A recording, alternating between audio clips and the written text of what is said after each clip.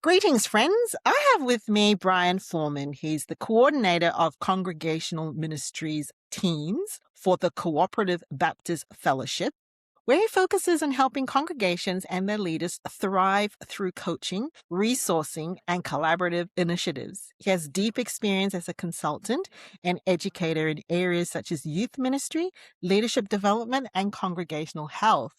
Greetings, Brian. Hi there. Thanks for having me. Lovely. Now, have you just come back from holidays? Is that correct? Have I understood that correctly? We spent a few days away in the southern part of the Caribbean. So yeah, it was a lovely time to disconnect and unplug and just not think about work. What was the best thing you did on holiday? Ooh, that's such a great question. So in Curacao, there's a UNESCO World Heritage Site, which has it's a famous picture of colorful houses that are along the waterfront there. And so we got to see that and experience some of the local culture there. And otherwise, it was just going to the local beaches and vegging out. Nice. And really, the highlight of some of those trips were watching the social media influencers do their work On the beach? on the beach. Oh my goodness, that's just like in Bali. It's a thing. Yes. Yes. I mean, they had underwater cameras and lighting that they used and hundreds of pictures. And then they didn't get the pictures right, or they went and changed outfits and came back and did the pictures again. It was fascinating to me. Fascinating. And are you a coffee drinker? I am. And what was the coffee like over there? It was pretty decent. There was a pause. Well, I was trying to think through it. So some of the folks we were with, they bought a brand that you can get in the United States. Okay. It's the brew at the house. And so it's fine. It's what you would expect. We did pick up one bag of local coffee, and it was very nice. It was a little bit stronger than some of my colleagues or my friends who were on the trip with us might have liked, but it was great for me. I mean, I drink black coffee, and I like the strong, flavorful coffee, and they had it. They had it. Oh, nice. I mean, one of the things that I lamented about at the gathering in Houston was I couldn't find any coffee, Brian. I was jet lagged. There was no coffee to be seen at the conference. I thought, how do these people do life? No, and nowhere convenient to the campus either. So my colleague and I, we drove to find coffee every day. Right. If I had met you then, I would have been with you looking for coffee.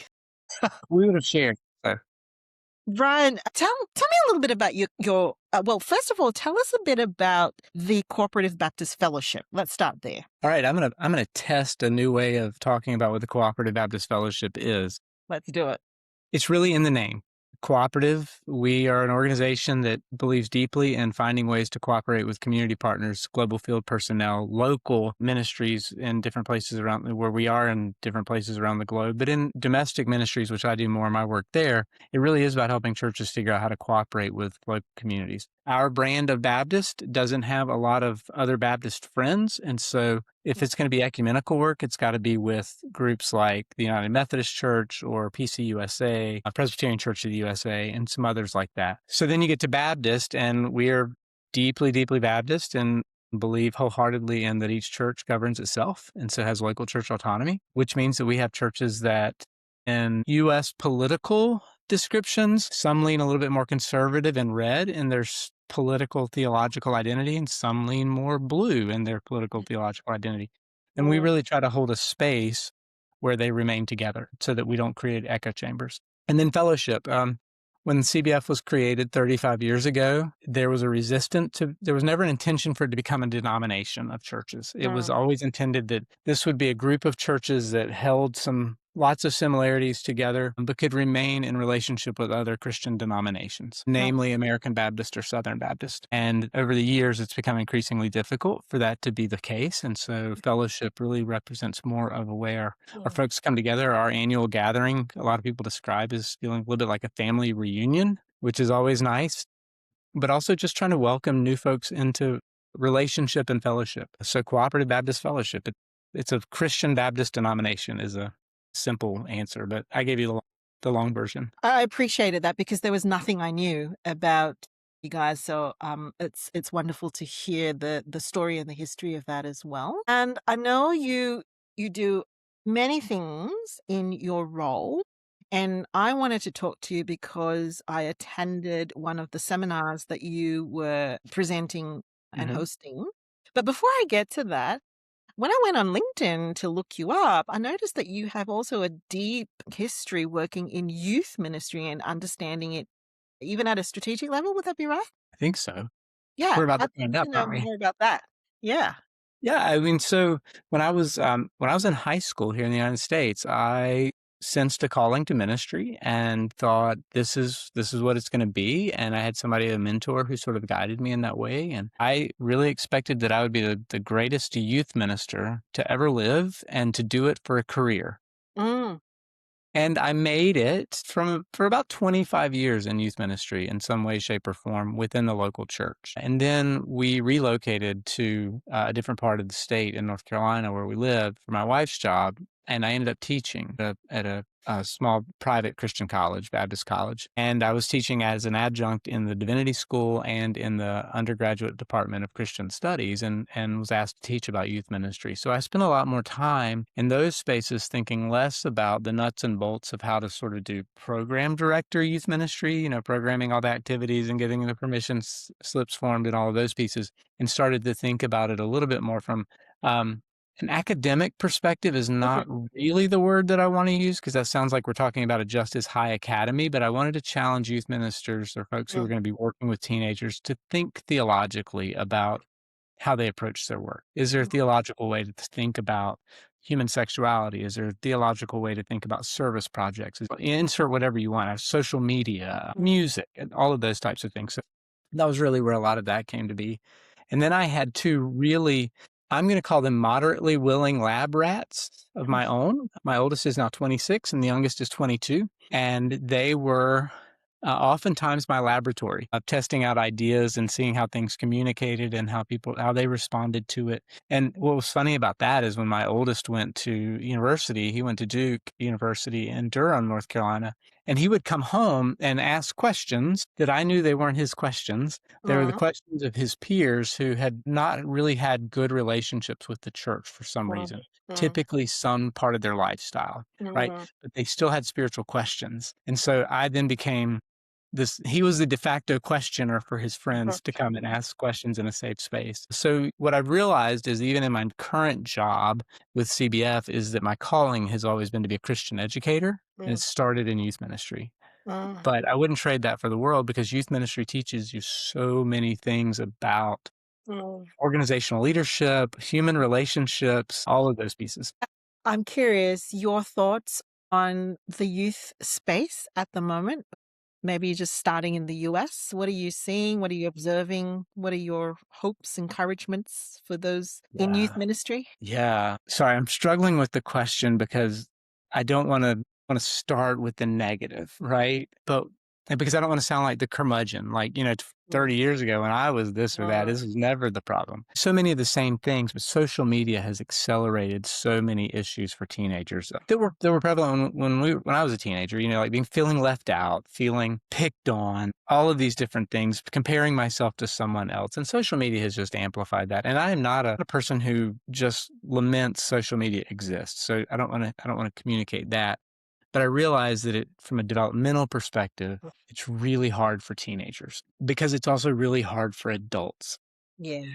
I have friends who are trying to convince themselves of something based on the way they post about their lives on social media. That's not a unique phenomenon to teenagers, Mm, right? However, with some of the other things that I'm seeing around teenagers with churches and youth ministers that I've been in communication with is a deeper desire to do service work. They want their okay. faith to be something that's tied to actual ministry. And that's causing a problem for a lot of churches with young professionals, young adults, because they come from youth ministries where they do work Mm, that's connected to their faith. They go to college and get involved with a college mm, ministry that's doing mission projects, service projects.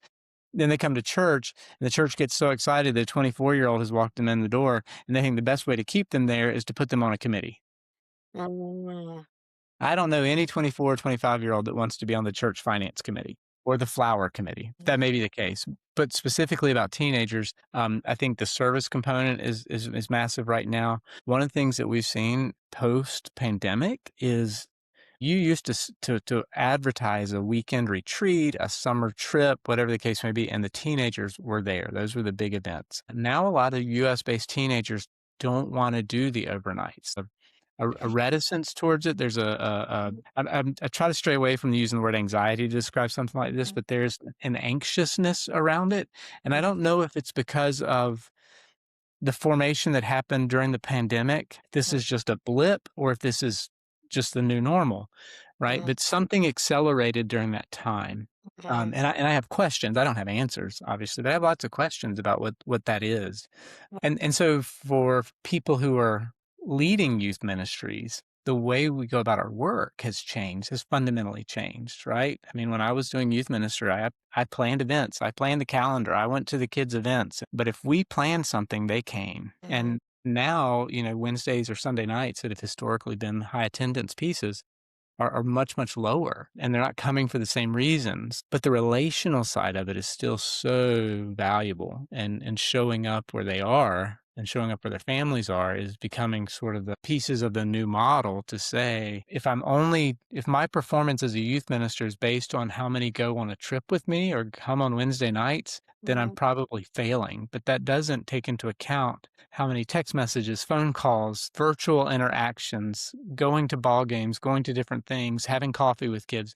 Those things are a different metric, right? And so when I realized this for the first time for me in youth ministry, it was when I would come back from a trip and somebody say, "How many kids went on that trip?" And I thought, that's the wrong question. Like, I don't want to be judged based on how many went. I want to be judged on the stories that are told about formation. And so I basically started answering with, well, let me tell you a story about the trip, right? So I changed the question.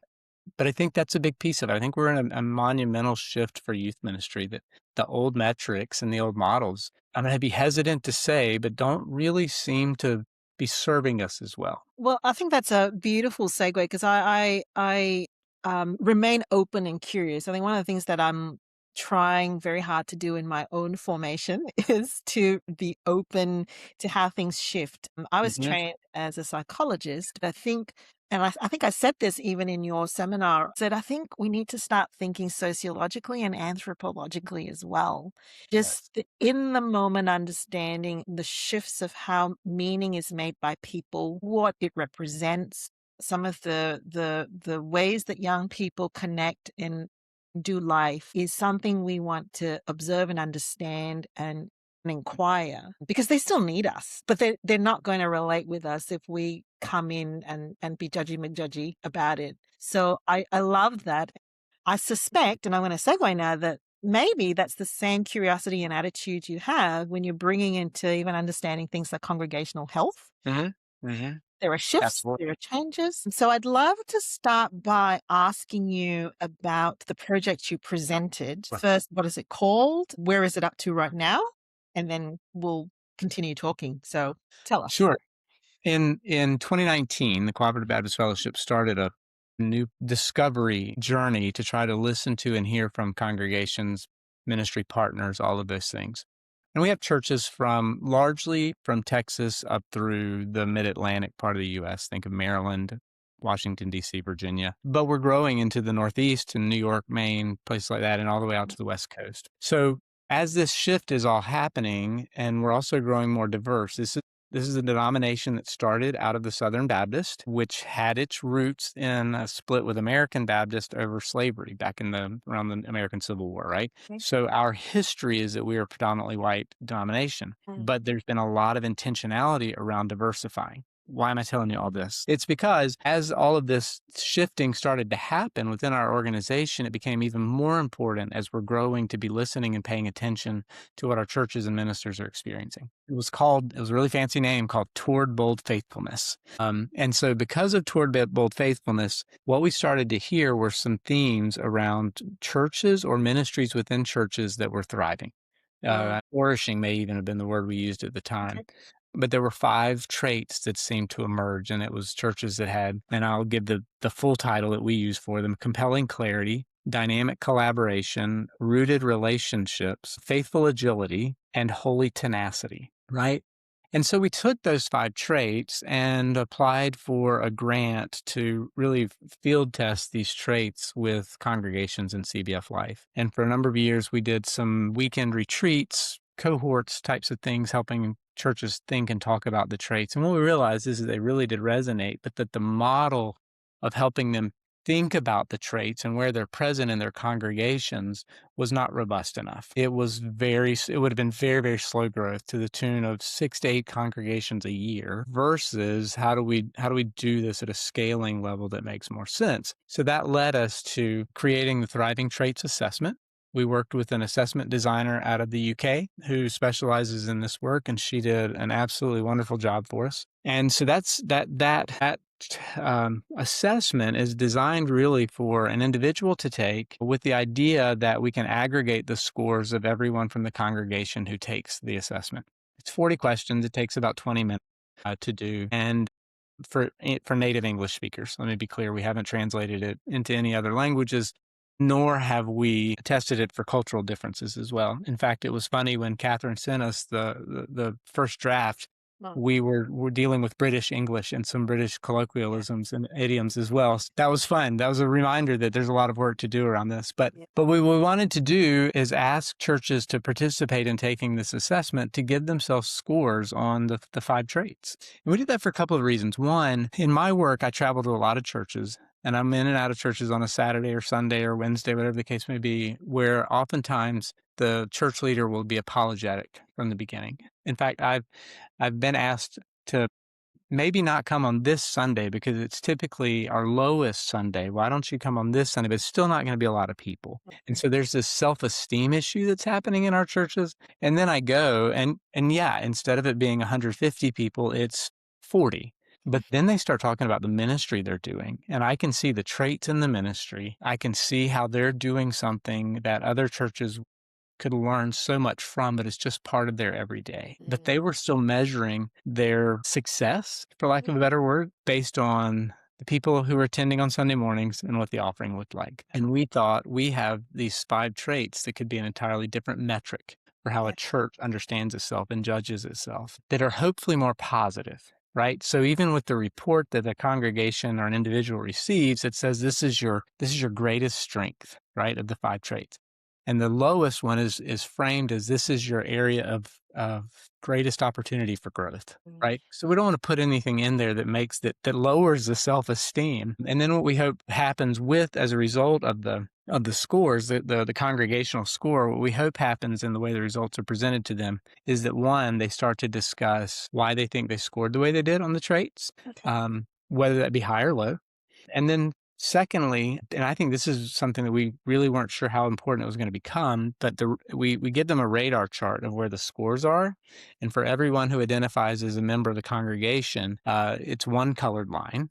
And then the church leadership, and that's, the clergy, the deacons or elders, whatever that mechanism is for their congregation, that's a different colored line. And so you have gaps between clergy and congregants about what a particular trait score might be.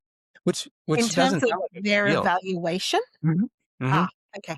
So it doesn't sound like a big Clergy deal. evaluating their congregation and congregation evaluating themselves. Yes. And how does that all look? of them, Clergy, all of themselves in it. Yeah. and do you know, are there trends? Is it clergy overestimate or congregation overestimate, or it can be different for everybody? It's all over the place. Okay. And so what we love about that is it creates a perception gap, and that's a place for conversation. For a conversation. Why do you as a pastor think that, or a church staff think that you are a 40 on compelling clarity and the rest of the church has it scored at a 28? Right? If you can't if you're defining your mission in a way that the church can't articulate, then there's something to be addressed there. There's a question to be asked there. So that's one of the things that we think is potentially one of the more exciting pieces. But, we talk about it. I worked at a church for a number of years that had 37 exterior doors. What? So it was a big church. So if you can imagine being a visitor with small children, whichever door you went in, that was your first impression of the church. Well, that's what this assessment kind of gives us a sense of, is that you have all of the folks in the church have the opportunity to share their experience of the church, right? It doesn't mean their answer is right or wrong, but it gives them a more well-rounded sense. So maybe there's somebody who sits there and say, well, we are just a warm and friendly church. And then they're on the rooted relationship score. It's like really, really low. And you're like, okay, are you really warm and friendly? Let's talk about that. I'm going to read the definitions, actually. Now, Okay. this was taken by my AI note taker, so please correct as you see fit. It said, rooted relationships, deep mutual connections within and beyond the congregation. So I'm thinking that means outside the church doors as well, Correct. into the community. Yeah. Compelling clarity, a clear lived sense of identity and mission that guides decisions. Mhm. Dynamic collaboration, partnerships that achieve more together than alone. Correct. What sort of partnerships, Brian? It could be any type of community partnership. It could be with a local nonprofit. It could be with a private-public partnership with the government, or it could be with individuals who are doing interesting things in the community, or it can be with other churches as well. And so is rooted relationships the relationships that you might have with your neighbor, or is that different from dynamic collaboration? I'm smiling at you for those who are listening to this. That's really the interesting part of this is Okay. that these things impact one another. And if I were to in a perfect world dream up a second version of this assessment, it would actually take into account how the scores on each of the traits impact the scores of the other traits. If you're familiar with the workplace Big Five, are you Mhm. familiar with that personality Yeah, the assessment? personality assessment. Yeah. Yeah, each of the sub traits for the big five personality traits impacts the scores of the other ones. So Mm. in my dream world, eventually this assessment would do the similar type of thing. But Yeah. what it does now is it requires us to draw some connections through questions about you seem to indicate rooted relationships, but you aren't doing collaboration very well outside of the church. Where are the relationships really rooted? And if they say internally, then there's another question. Like, well, Gotcha. why aren't you doing it externally? Gotcha. All right. Lead And then back to that clarity issue. Like, we don't know what we're supposed to be doing. We don't know what we're good at. We don't know what God's called us to do. so true, so true. Holy tenacity, perseverance in core convictions through challenge and change is what it said. Hmm.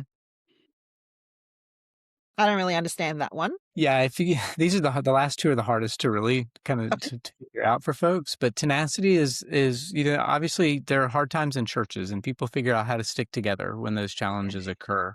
So that's probably the easiest anecdote for describing what holy Gotcha. tenacity would look like. Is when hard times hit, have you got staying power, right? Gotcha. And then faithful agility, creative adaptation that stays tethered to long-term vision. Is that correct? Yes. Pretty Okay. close. Yeah, absolutely. Um, just revisiting these categories, how did they come up? Did they come up from those focus groups, Brian? They did. They came up And from I was going to say they came up from listening sessions, focus groups, online surveys, congregational visits, yeah, all of those with pieces. congregations Mhm. themselves, not just the leaders. I love that. Yeah, yeah. I mean, I think about 80% of respondents were lay people. Incredible. Yeah. That's fascinating. I think that's just given me a new spin to look at those definitions again. They'd probably not be the sorts of things that I thought congregations would think about, Brian. I'm being schooled. Well, I think some of it is interpretation of the people, looking at the results and realizing how important relationships are. Like that's low hanging fruit. But to really find people talking about with conviction their sense of how they made it through difficult times or how they made it through challenging times or, you know, anything from a church fight to a loss of a beloved member of the community, all of those things when the offerings were low. Maybe they were a church that they survived the housing crash in the U.S. in Yeah. during the great last recession. All of those pieces. So it was really fascinating how people talked about these things, and so it's really sort of like a Yeah. qualitative study that drew those 5 traits out. Yeah, even as you're saying this, there's something that I say, in my work as a psychologist, we look at, what happens after natural disasters? What do communities do? And they really gather and they tell the stories of where we've come from, what we've lost, and where we're going. And it's these gatherings around. I like to think of it as around campfires, but Mhm. around telling the stories that really keep people connected and engaged with the mission. And that sounds to me like what you discovered, that these qualities that church communities are talking about. I actually wrote up the notes for the common table and I've been disseminating it to my colleagues and some other places. And for this segment, the AI note taker said beyond butts and bucks. Yeah. I'm going to add a third one, beyond butts, bucks, and Bible or Yeah. Bible behavior, because Hmm. generally I've seen we talk about measuring attendance, the financial position, and sort of the behaviors in terms of, how often do you read your Bible and how often you're praying. What are your thoughts about that approach and what you've discovered in your approach coming from this ground narratives? Yeah, those first two B's, bucks and butts, were really corporate metrics, right? Like, they came from the business world, and they were metrics that we understood coming out of the 1920s and 30s in the United States, particularly after World War II with the population boom and all of those pieces. And a part of that is because you didn't have to measure those things when the church was the local neighborhood or community church. Okay. Like, you can go back to talking about the rural church and see the impact that the invention of and access to the automobile did to that. Right. So suddenly churches became a marketplace approach for members, which, because they could drive past the church. So they got mad at somebody, they could drive 5 miles to the next church. Right. Okay. Whereas when you had to walk, you figured it out. Right. Right. You either held a grudge and just bit your tongue, or you created chaos. Interesting. Or you forgave. Like, let's not forget about that one. Or Yeah. maybe there was a conflict where you forgave somebody. It's a crazy idea in the church, right? Um, but I think that's where those two values really came from. Okay. And then somewhere in the American church in particular, and this circles back to youth ministry, a lot of the work was being done was essentially behavior modification, right? In more evangelical circles, it was really about getting kids saved. Okay. Right. And I think that's been it was a focus for the church as well, which is where that behavior piece came into. Can we measure if they're reading their Bible, if they're praying daily? Like, as a teenager, I had the biggest guilt complex because when I would pray at night, I'd inevitably fall asleep. So every youth camp, I'm going back down to rededicate my life because I'm terrified that I've disappointed Jesus, that I can't stay awake. And all of that was probably well intended, but really drove more to a behavior modification, a way of being Christian, a way of being faithful. It really wasn't about being faithful. Faithfulness is when it's messy and you need tenacity. It's when it's hard and somebody walks with you through those hard times. And that's, again, not just a teenage thing, but so I think that's where some of this comes in. And so when I think about these 5 traits, it's really an opportunity to draw out stories within the congregations of when they have seen these things demonstrated. Right? When did you see tenacity in the church? When are relationships so important? And so then the church members start talking about these things, and it elicits a more positive response. It builds self-esteem as well. Unless, of course, they say, well, we really we don't do that. Yeah. Then maybe we've undermined ourselves with that, but I don't think that to be the case. Yeah. Yeah. Sorry, I think I've circled all around your question. I'm not sure I No, actually I think you answered. answered it perfectly. I love that you talk about the automobile and you talk about behavior modification because these two things rattle in my head quite a bit. And when I look at leadership theory, I look at the way that we assume that we scale and build a business, massive technology disrupts, and then we scramble to find a way to make sense of it and know that we're going okay. And then we never reevaluate that. Or there's a Right. danger that we don't evaluate whether that was for a time and we've now moved on. With regards to the behaviors, though, I've heard it being said, and I don't have a clear opinion. I don't think about these things as often as other people do, that there's benefit in looking at those things as well. Yeah. What are your thoughts about that in relation to just broadly?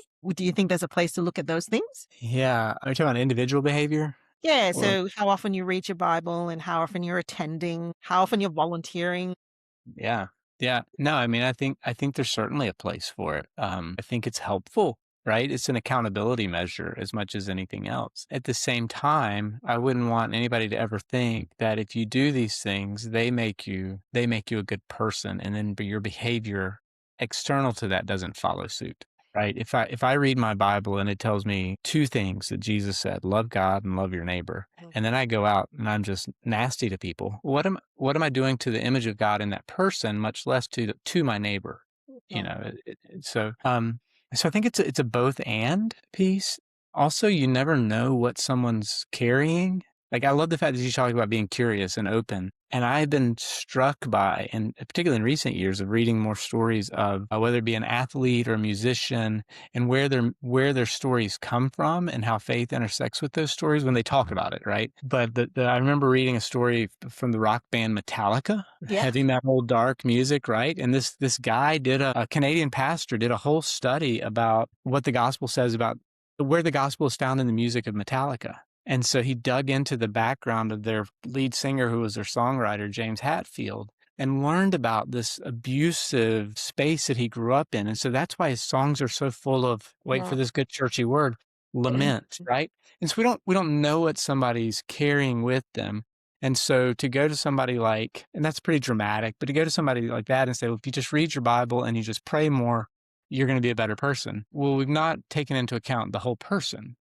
Right. So I do think there's definitely a place for those types of metrics for accountability perspective, but I also don't want them to become the measuring point, because I don't think Christian faith is about checking boxes. You must have stories now to tell us. The instrument is out there, you're collecting data. Within, what you can share, tell us some stories about what you've discovered, what you guys are finding. Yeah, well, we're in a pilot phase, and so there aren't a whole lot of churches back. What we found is that a lot of clergy are terribly frightened by this idea until they see the instrument.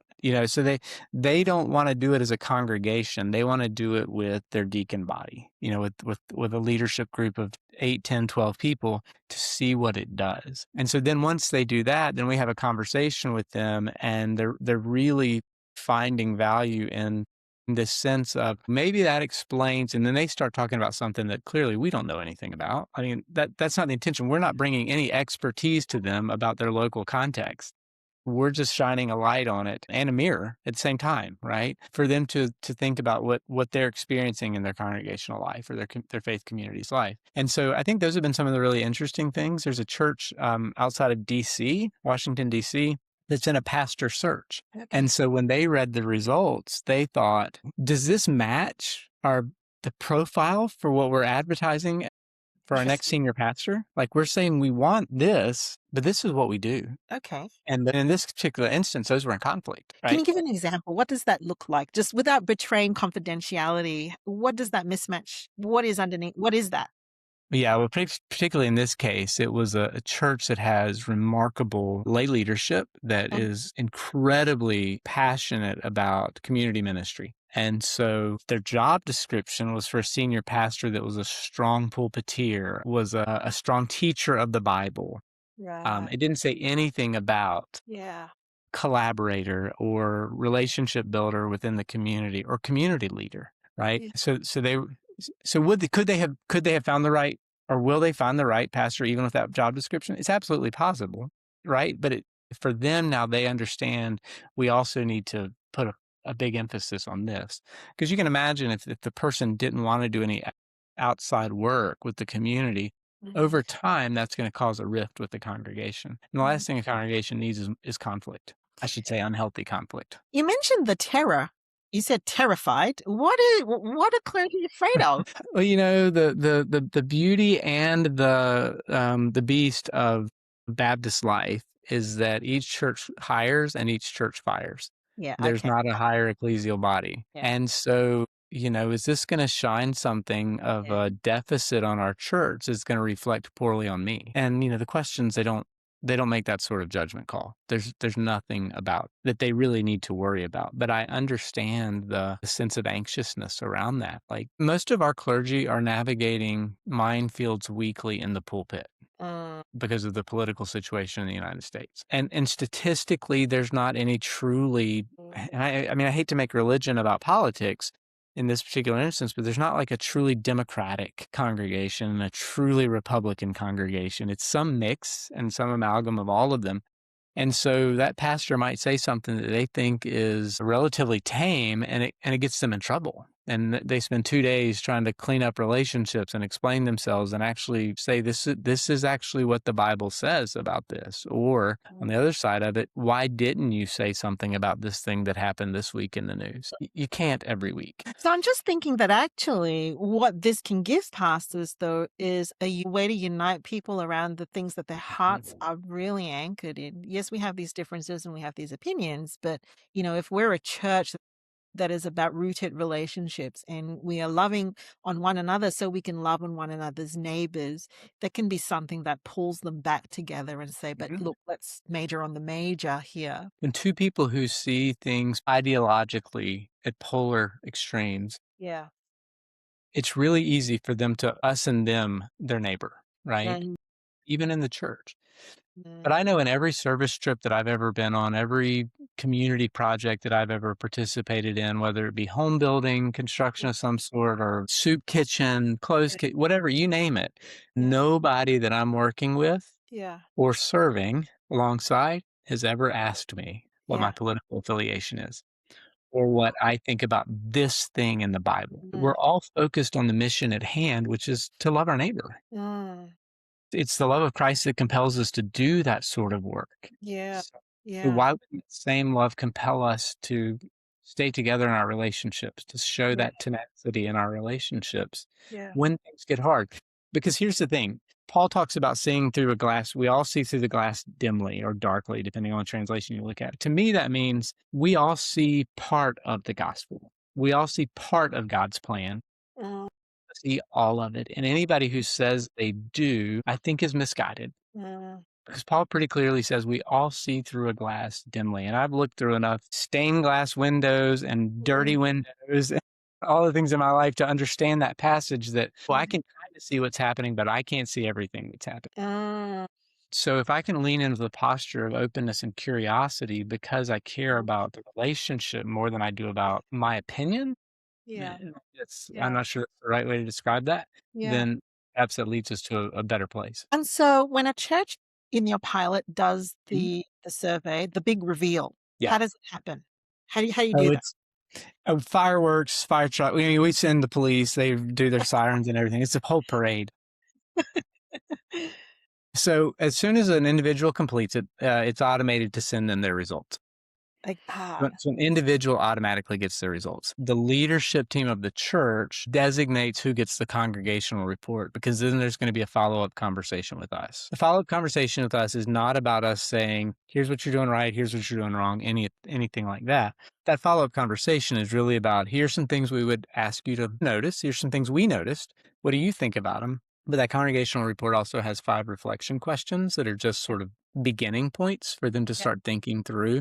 And as a result, then we give them time to sit with that and determine what type of engagement they would like to have with us next. Okay. Do they want any type of engagement with us next? If they say no, that's okay. If they say we'd really like to do a facilitated discussion with the congregation around this, we'll come and do that. If they say we'd like some self-guided resources around this, we'll provide those types of things. If they say we would really like to know some other churches who are doing this particular thing well, can you connect us with them or with some other potential ministry partners? And we'll do that as well. I mean, so there's a whole host of things. The assessment is a high tech product, right? But really the work and the transformation comes in the high touch piece. And do you have any stories yet of churches that may have had a real aha moment from engaging with the survey? Yeah, the aha moment has been where the gaps are, Okay. right? Like they just had not considered that the people who are the leaders in the church and the congregation as a whole were that far off on their perceptions of clarity and collaboration in this one Yeah. particular instance. Yeah. And a couple of other churches had some minor gaps, but those gaps became places they really focused, which I thought was great because then it's about alignment. It's not about trying to Yeah. get a perfect score. It's about getting on the same page. And sometimes they're singing from the same hymn book, and sometimes they're not even singing the same type of music. Oh, yeah. Yeah. I'm going to ask you from a leadership perspective, Mhm. is that a byproduct of not having a vision and mission that people understand or some kind of communication breakdown, or we just seeing two different versions of what church means? Like, how do people get that gap? Wow, that's such a great question. We could talk for quite some time about that. I think there are two things.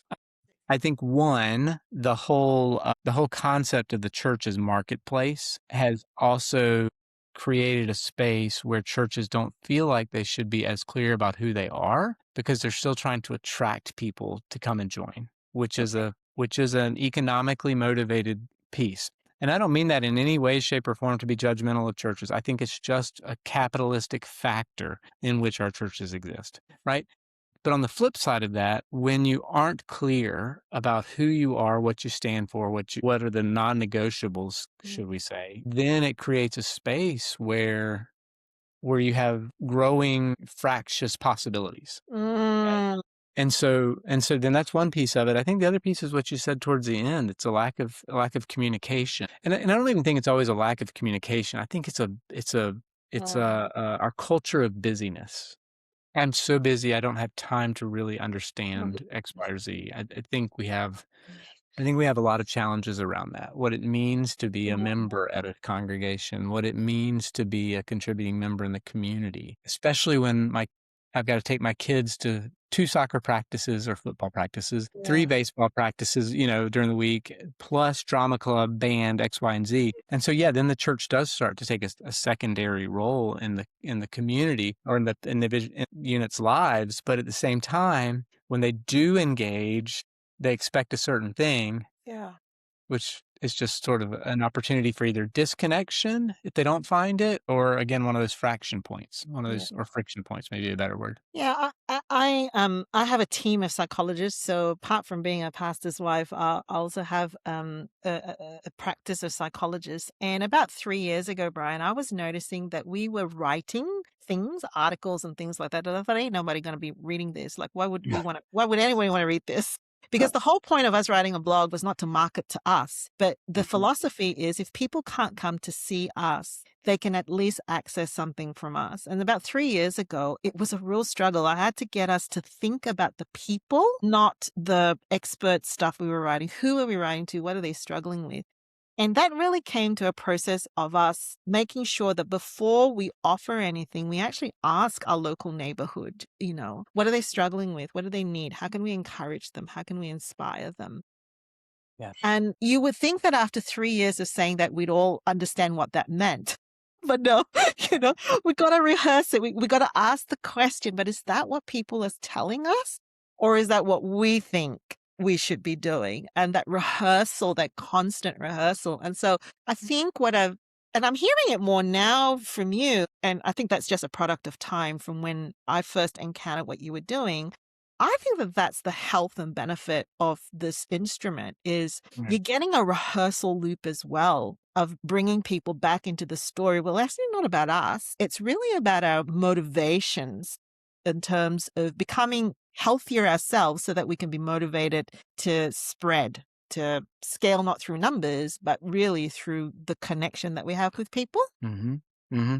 I love that. I love this so much. And let's be clear, part of this journey has also begun to transform our organization, our denomination, the way that we do our work. For the first 30 years, we're 35 years old. I think I mentioned that earlier, but for the first 30 years, we were program driven. So we would create something and then we'd market it to our churches and they would participate, right? And I'm wondering if it was ever that panacea that we seemed to think it was. We remember the good old days with nostalgia, and nostalgia, I think, anyway, I won't tell you what I think about nostalgia. But now, and so then when I first started 5 years ago with the organization, when we would receive grants or start new programs, they would live in a particular team, and that team would silo the program, a vertical silo. And over the last few years, we've started to say, what would it look like? And the Thriving Traits, the Thriving Congregations work started as a silo. And we said, we need to turn this on its side. Okay. It needs to cut across the organization. Now, how do we do that? And as we started to ask that question, we started to also realize is we had not been asking what people wanted. And one of the terrifying things about this instrument is when we have that conversation with the church and they say, what we need is this, or what the help we need, or we may not know it.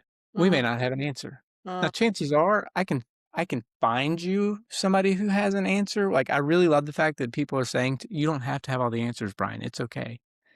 Right. And to release some of that pressure But also it's that sense that when we do this, we start to really understand what the pressures are on our congregations. And pastors begin to really understand the pressures on their congregants and their congregants' Yeah. lives. So it's a trickle. I mean, it's a Yeah. trickle down, but it's also a bubble up of what we're experiencing with the instrument. So that's part of why we're so passionate about it, is because we also see how it's changing our work and our organization, just the idea of it. Yeah. So you're in pilot phase. Did you find a university to partner with you? We haven't yet. Okay. Well, who knows? There could be an Australian university that would say, we're in. We want to I be a part of this. suspect maybe we should talk offline. And actually, to that note, are you open for Australians to participate in taking your survey and being part of your work at this point in time? That's a great question. I'm going to say a tentative yes, and here are the reasons for being tentative. One is that it's culturally very U.S. centric. Yes. The language, although it's not as bad as it could be if I had written it, right? Like having a UK designer really cut down on a lot of that piece. But the other side of it is part of our response to it is also out of a U.S. lens. Like, this is what we know, this is what we do. It excites me, the possibility of learning new things. Yeah. So let me talk myself into saying yes without it being a tentative. Well, actually, I love that. I think there's so much wisdom in that. And I think that's how we do research and pilots well, is to actually know the natural boundaries for the time and season that we're in. So, you never know where this conversation may spread to. That's You right. might not be Australia. There are people who are listening in Africa as well. Last count, I think it was like 490 cities across 69 countries. So, My goodness. you don't know where You this will don't know. go. That's phenomenal. That's really great. Brian, Yes, I've loved our conversation. It's been so encouraging. It's given me so much to think about myself, just in terms of how we think about. I think I'd even want to remove in my brain the word health, church health. It's almost like it's, when we do marriage work or relationship work, we call it the dream together. What is the co-created dream? And then, all these other qualities underneath the dream that you're building together is what we work on, so that you get to that dream together. I almost feel like what we've talked about today is that mutuality of a congregation, the mutuality between the congregation and their leadership for that dream that they have together. And I feel like the traits that you talk about make so much sense when I think about it in that frame of reference. So if anything, you've given me a lot today, even just to think about. So I really thank you for that. Thanks. And I'm absolutely going to borrow that. Go for it. Let me know. I can send you the exact transcript of what I just said. Okay. Cheers, Brian. Thank you so much. Thanks to you as well.